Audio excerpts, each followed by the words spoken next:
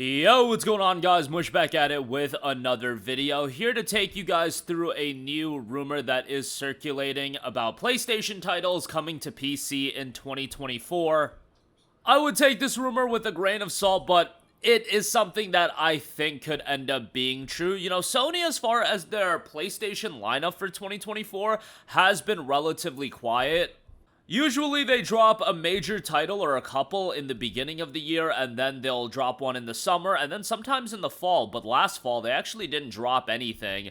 We had Ratchet & Clank Rift Apart. That was literally the last PlayStation PC game.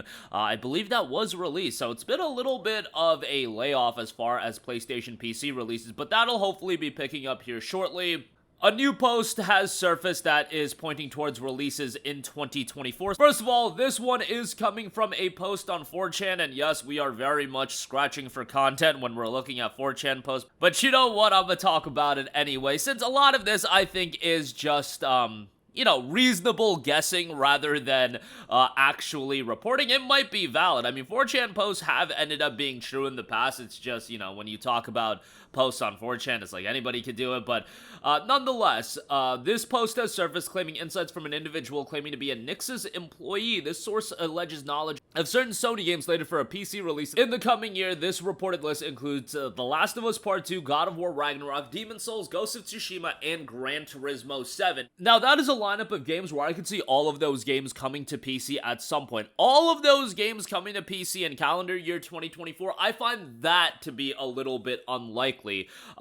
Last of Us Part 2, I think, is a slam dunk that it'll be out sometime in the summer. If past this prologue, you saw that they released Last of Us Part 1 remastered, or Last of Us Part 1, I guess, on the PlayStation 5 in September. Then it was out on PC in March. Maybe it'll be a little bit longer of a period if they want to get the PC version right this time, but we'll see how that turns out. I could see like an August release time frame for The Last of Us Part 2. God of War Ragnarok, if we go by the 2-year window that has been pretty typical for a lot of the PlayStation titles, you know, Spider-Man, Miles Morales, Returnal, Days Gone was actually a 2-year turnaround, and then you have games like Ratchet Rift Apart 2 years as well, Horizon Forbidden West 2 years, God of War Ragnarok would be 2 years come this fall, so I see that being kind of likely. If not this fall, then maybe early 2025, somewhere around there. Demon's Souls has been in the Nvidia leak for a while, and I see that being a reality at some point. Like, I guess Bloodborne is just something they're not going to do. Why not do the second best thing, port over Demon's Souls, because that's still going to be a license to print money. Like, I think Demon's Souls would do very, very well. Souls games in general just have a lot of longevity, and you can price them very highly, and they'll generate revenue for a long time. So yeah, that makes a lot of sense. Ghost of Tsushima, whenever I do a video talking about PlayStation games on PC, like, the comment section is just flooded with Ghost of Tsushima, and I'm always, well, I'm not taken aback by it now. When I initially noticed how much people wanted Ghost of Tsushima, I was like, damn, yo, people want Ghost of Tsushima that bad? Like, I loved Ghost of Tsushima, but if you look at that game's reception from a critical standpoint, the reviewers, and I get it that not everybody wants to live and die by Metacritic scores, but I feel like it's a valuable tool to use. Ghost of Tsushima is at like an 83 or an 84 on Metacritic. I actually want to pull up the number right now, which, don't get it twisted, that's a super respectable score, but when you look at the top PlayStation titles, it's usually that 90 plus that people are aiming for. And Ghost of Tsushima is sitting at an 83. I think that 83 is criminally underrated. Not criminally underrated, because 83 is still a really good score, like, let's be real here, but I think Ghost of Tsushima is up there with the best PlayStation games. I certainly think it's better than like Last of Us Part 2, and like the criticism I heard when Ghost of Tsushima came out was that Jin was a stale main, or not a stale main character, like, he wasn't a compelling main character, which I just think is so ridiculous.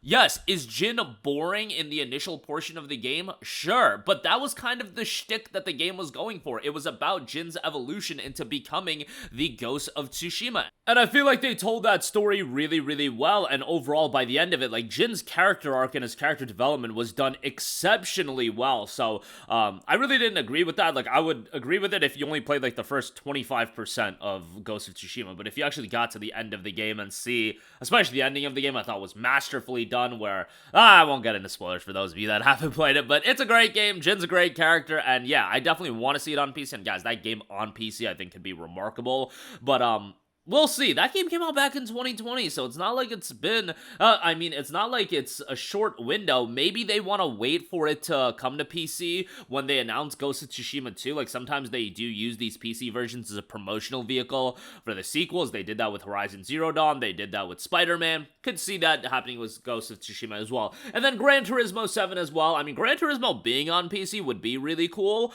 I don't know how much, like, appeal it would have, but like a franchise with so much history like Gran Turismo, it just being on PC would be really cool. According to the claim, all these games are expected to arrive on PC in the current year. That is the thing that I'm a little bit skeptical on. And also, the delay in the release of Demon's Souls and Ghost of Tsushima is attributed to the developer's first time in Nix's efforts in creating PC ports. Additionally, Spider-Man 2 is anticipated in early 2025. Now, if Spider-Man 2 came out in early 2025, that would be the quickest turnaround for a PlayStation game outside of like Last of Us Part 1, which was a remaster. Spider-Man 2, a truly new game, that would shorten the window to 1.5 years or 16 months or whatever they do with that. There's also discussions within Sony about porting earlier games such as Infamous Second Son. That is like, I feel like there's a bevy of games they should be porting. Infamous Second Son, Gravity Rush. I get why they're focusing on the games that are gonna sell well, but guys, they ported freaking Sackboy: A Big Adventure. If you're telling me Sackboy: A Big Adventure is gonna do better than Infamous Second Son, you're absolutely insane. Like, Infamous Second Son would do better than Sackboy: A Big Adventure. I think that is a pretty legit thing to say. And then, you know, get stuff like Uncharted: The Nathan Drake Collection, man. Like, Uncharted 4 being on PC and Nathan Drake Collection not being on PC is just so ridiculous. I'm sure they can figure it out, and Nathan Drake Collection was a remastered collection on PlayStation 4, so, like, come on, just figure that out. Obviously, as far as this year, we have Helldivers 2 coming out, which is a day one release. It's not a first-party game, but it's done by Arrowhead Studios, which is a studio that's been working with Sony quite a lot, and I could imagine that they're going to get acquired by Sony at some point, but Helldivers 2 is coming out February, I want to say the 8th, and then Horizon Forbidden West is scheduled for 2024. Initially, it was early 2024. Looks like that's been pushed back until like April, March or April, I would imagine, which I'm totally cool with. February stacked with games. I really don't need to be playing another open world action RPG. Like, I'm good on that one for now. Let me get through the February games, all the JRPGs, FF7 Rebirth on PS5. Let me get through Dogma 2, Rise of Ronin, and then Horizon Forbidden West. If you want to come out in April, I'm totally cool with that. And we don't know the April calendar yet, but I do know Yuden Chronicle 100 Heroes is coming out that month, and that game is going to keep me busy as well. We'll see how much of this comes to fruition. It has been interesting how quiet Sony has been, although there are rumblings that Sony will be doing a State of Play event, and I would imagine that at a State of Play event, they might do like a little sizzle reel potentially of like a couple upcoming PC titles, maybe showcase Horizon, showcase like a couple announcements as well. Last of Us Part 2 again makes all the sense in the world, given that the remastered version just came out on PS5. Although I'm not too excited for Last of Us Part 2 coming to PC. Like, I love Part 1, but Part 2 left a lot to be desired from a narrative standpoint, but you do have the no return mode, which is pretty great. And Ragnarok, Demon's Souls, Ghost of Tsushima, those all are slam dunks, as well as Forbidden West, which is already confirmed. But that'll do it for me. Let me know all of your thoughts in the comments section down below. As always, thanks for watching, and do let me know what PlayStation games you would like to see on PC this year. If you could pick two unannounced PlayStation titles to come to PC this year, what would they be? And that opens the door for, back catalog games, Gravity Rush, Infamous.